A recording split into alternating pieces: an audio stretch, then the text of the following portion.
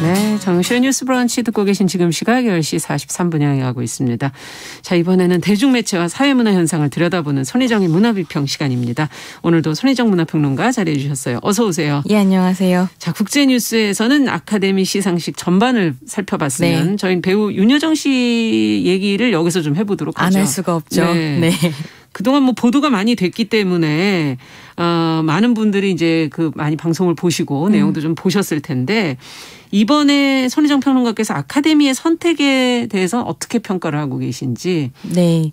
뭐 아카데미 선택이 굉장히 진보적이었다 이런 평가를 대체로 받고 있는 것 같은데요. 네. 윤여정 배우가 수상 후 인터뷰에서 이런 이야기를 합니다. 내가 오스카를 받았다고 해서 김여정이 되는 것도 아닌데 라고 하셔서 또 한국인들만 이해할 수 있는 어떤 유머 같은 게 숨어있기도 했는데요. 근데 그 말이 딱 맞는 것 같아요. 그러니까 윤여정은 오스카를 받아도 윤여정이지만 그렇죠. 아카데미는 누구에게 상을 주었는가에 따라서 좀 다르게 평가를 받을 수 있죠. 또 수상소감에서 윤여정 배우가 이런 얘기를 했는데 나는 경쟁을 믿지 않는다. 이 상은 한국 배우에 대한 환대라고 생각한다.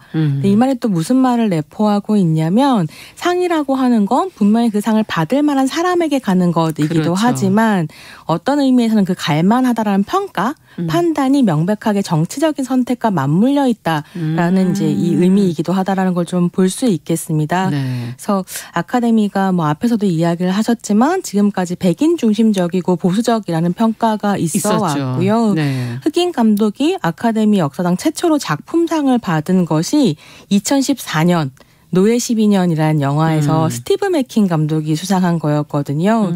이게 이제 미국의 노예제 역사를 다룬 작품이었고 그 이후로 이제 문라이트라든가 그린북 같은 작품들이 작품상을 받기도 했지만 또 한편으로는 2016년에 88회 시상식에서는 배우 부문 후보 20명이 전부 다 백인이었던 거죠.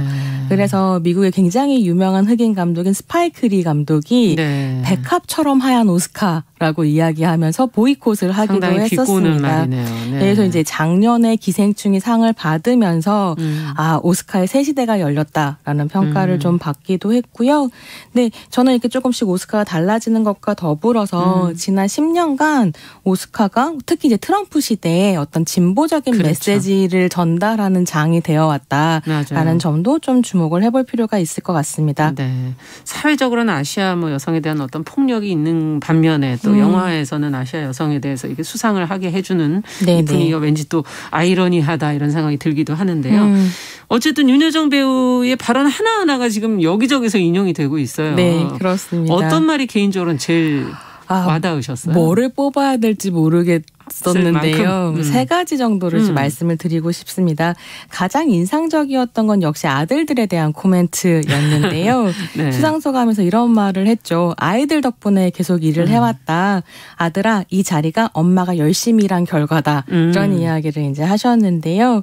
이 말 한마디에서 워킹맘이자 연기 노동자로서 그가 살아온 50년 연기 인생이 싹 펼쳐지는 것 같은 느낌이었습니다. 맞습니다. 수상 후 인터뷰에서 이제 그런 말씀을 하셨는데요. 연기 철학이 뭐냐라는 질문에 아르바이트를 하다가 연기를 시작했고 남에게 피해를 끼치면 안 된다는 생각에 정말 열심히 대사를 외웠고 내가 좋아서 했다기보다는 절실해서 했다. 먹고 살기 위해 일했다. 이렇게 이야기하셨는데요. 네. 이게 윤여정 배우의 기본적인 태도인 것 같아요. 그러니까 막 내가 되게 특별한 연기자고 아티스트고 고고한 정신세계를 가지고 있어. 이런 게 아니라 과도한 의미부여. 나는 성실한 노동자였다. 이런 메시지를 늘 주시거든요. 그래서 이게 정말 인상적이었고요. 두 번째로는 정의삭 감독이 나의 감독이고 선장이었다라는 표현이 저한테는 좀 인상적이었어요. 그러니까 윤여정 배우가 미나리를 선택한 이유 중에 하나가 익숙한 현장인 한국을 떠나서 자신이 다시 신인이 될 수 있는 새롭고 낯선 현장에서 일하고 싶었기 때문이라는 말을 한 적이 있거든요. 예. 제재의 문명특급이라는 데 인터뷰에서 하신 말씀인데 이제 한국에서는 말 그대로 감독한테 야, 너 너무 오래 찍는다. 이러면 나 간다. 이렇게 얘기도 할 수 있는 그 정도의 연배이고 파워도 있고 영향력이 있는 배우인데 그런 환경에 있으면 괴물이 될 수 있다라고 하면서 미나리 현장에서는 그야말로 내가 노바디였고 그게 나에게는 도전이었다. 그래서 이렇게 한참 젊은 감독을 믿는다는 것, 그가 던지는 새로운 새로운 도전에 스스로를 기꺼이 내놓는다는 것. 이것이 어떻게 보면 윤여정의 힘이고 또 그렇죠. 존경할 만한 부분이 아닌가. 마지막으로 하나만 더 꼽자면 인터뷰에서 하셨던 이야기인데요. 아시아 영화의 약진과 할리우드의 다양성 문제에 대한 질문을 받고 이렇게 말씀하셨어요. 이게 가장 많이 인용된 말이기도 한데 남성과 여성, 백인, 흑인, 황인종, 게이와 아닌 사람으로 구분하고 싶지 않다. 하물며 무지개도 7가지 빛깔이 있지 않나. 우리 모두 평등하다. 그래서 이건 정말 마음에 새길 만한 말이구나 생각했습니다. 네, 정말 대단한 분이다 이런 생각이 드는데 그 삶으로 아마 그걸 또 다 보여주고 계시기 때문에 더하지 않나 하는 생각도 들고요. 어쨌든 아카데미가 전부는 아니지 않나 이런 말씀을 하셔서 배우로서의 그 삶은 계속 이어지겠구나 하는 그런 기대도 되고 네. 긴 연기 인생 55년이라고 지금들 이제 보도가 나오고 있지 않습니까? 네. 특히 빛났던 작품 또 아주 기억할 만한 작품 뭐 한두 개를 뽑아본다면. 그러게요. 이게 이제 인터뷰하는 기자가 지금이 당신 인생의 최고의 순간인가라고 물었더니 나 최고 이런 거 싫다. 체중으로 쭉 살고 싶다. 이런 얘기를 하셨는데요. 네. 그럼에도 불구하고 우리는 최고의 순간들을 좀 꼽아볼 수 있지 않을까 이런 생각을 했는데 좋은 작품들이 참 많아요. 그러니까 드라마로만 꼽자면 저는 이제 1991년에 사랑이 뭐길래 2002년에 내 멋대로 해라. 2016년에 Dear My Friends 이런 작품들을 좀 꼽아볼 수도 있겠고 네. 그다음에 나영석 PD가 TVN에서 만들었던 다양한 예능들 그렇죠. 중에 거기에 출연한 윤여정이 정말 또 근사하잖아요. 그래서 네. 그 여행 예능이었던 꽃보다 누나에서부터 어떻게 보면 그 특유의 입담이랄까요? 그래서 윤여정 어록이라고 하는 게 그렇죠. 대중적으로 나왔죠. 사랑을 받기 시작을 했을 네. 텐데요. 오늘은 아무래도 아카데미 수상 소식에 이어서 작품을 소개를 드리는 것이니까요. 영화 2편을 골라왔습니다. 영화 어떤 영화를 꼽으셨습니까? 첫 번째 영화는 임상수 감독의 2003년 작품인 네. 바람난 가족입니다. 이게 이제 어떻게 보면 윤여정 연기 인생이 리부트된 계기였다고 할 수 있을 상당히 텐데요. 상당히 그때 놀라웠죠. 그야말로 가족 구성원 전부가 바람을 피는 그러니까요. 이런 이야기인데 소재도 놀라운데 네, 거기에서 또 윤여정 씨의 놀라운 연기가 네. 펼쳐지는데 여기서 윤여정은 아픈 남편을 두고 새로운 삶을 찾았달까요? 뭔가 새로운 연애에 눈을 뜬 이런 할머니로 등장을 합니다. 극중 황정민 씨의 어머니 역할인데요. 그렇죠. 남편이 죽고 장례를 치른 그날 아들 부부에게 나 연애한다. 섹스도 한다. 결혼할지도 모른다. 이런 얘기를 막 하는 그런 쿨식한 역할이었습니다. 근데 이제 임상수 감독이 처녀들의 저녁 식사 때부터 자신의 작품에서 여성의 주체적인 섹슈얼리티를 그리는 것에 굉장히 관심이 많은 감독이었고 그런 주제의식을 윤여정이 연기한 캐릭터에 녹여낸 거죠. 네. 이걸 윤여정 선생이 귀신같이 살려냈다라고 할 수 있을 그렇죠. 텐데요.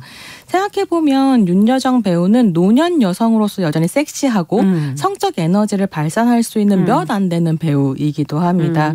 사실 한국처럼 노년 여성을 무성적인 존재인 할머니로만 생각하고 뭐 엄마와 할머니는 여자가 아니다. 이런 식의 이제 생각이 만연한 나라에서 노년 여성 배우가 성적 존재를 연기한다라고 하는 건 사실은 기회도 잘 없을 뿐만이 그렇죠. 아니라 사실 드라마 쪽에서 이런 기회를 찾긴 사실 더 어렵죠. 쉽지 않은 일이기도 하고요. 네. 근데 그런 면에서 이제 윤 배우님은 뭐 독보적인 개성을 가진 배우라고 생각하고요.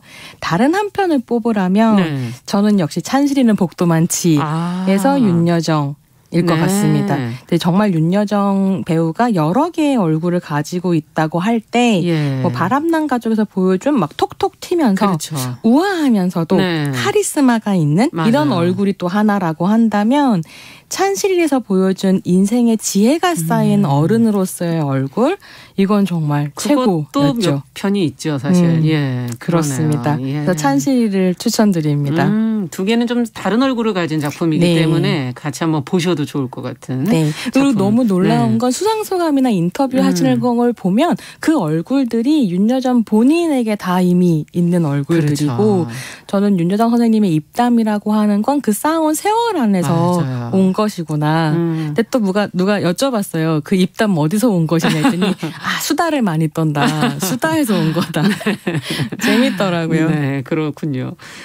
가만히 보니까 처음에 영화로 데뷔를 하셔서 드라마에서 많은 활동을 하다가 사실 공백기도 상당 기간 있었기도 했고 네. 그러다가 다시 영화로 오셨던 그 작품 하나하나 선정하신 걸 보면 그 자체로서도 어떤 삶을 추구하고 있구나 이런 것들이 좀 보여지기도 하는 그런 배우가 아닌가 하는 생각이 드는데 네. 그 안에서도 수상소감에서도 이제 첫 작품 같이 했던 김기영 감독 얘기를 하지 않았습니까?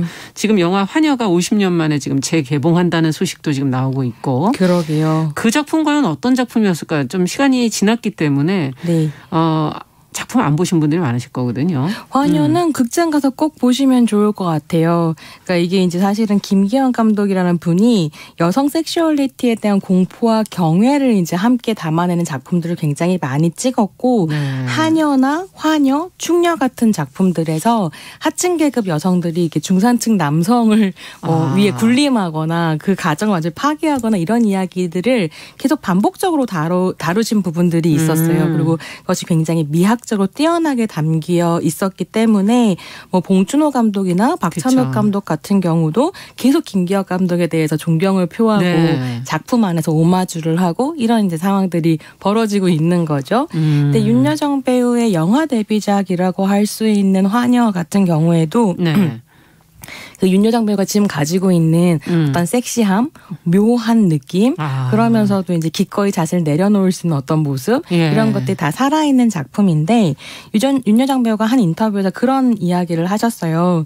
김기현 감독과 영화를 찍고 난 다음에 그리고 나서 다른 감독들이랑 일을 해보니까 누구나 김기현처럼 영화를 찍을 수 있는 것은 아니었다.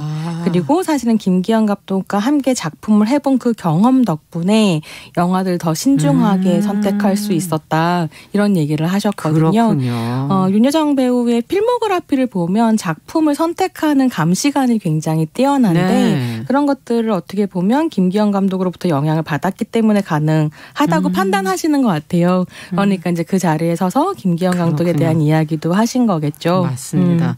끝으로 저희 이제 윤여정 배우의 매력 특징 한마디로 이제 뭐 끝으로 좀 정리를 해주신다면 네, 뭐 어느 기사에서 윤여정은 장르다라고 쓰셨던데요. 저는 그가 장르가 네. 아니다라는 점이 사실 그의 가장 큰 장점이라고 생각합니다. 어떤 캐릭터를 받아도 자기식으로 소화하지만 절대로 캐릭터보다 윤여정을 먼저 돋보이게 하는 배우는 아니거든요. 그래서 앞으로도 어떤 활동을 하실지 굉장히 기대가 됩니다. 네. 자, 손혜정의 문화비평 오늘은 미국 아카데미 여우조연상을 수상한 배우 윤여정 씨에 대한 이야기 같이 나눠봤습니다. 말씀 잘 들었습니다. 감사합니다. 예, 감사합니다. 자, 정용실의 뉴스 브런치 수요일 순서도 같이 인사드리죠. 저는 어김없이 내일 오전 10시 5분에 다시 뵙겠습니다. 감사합니다.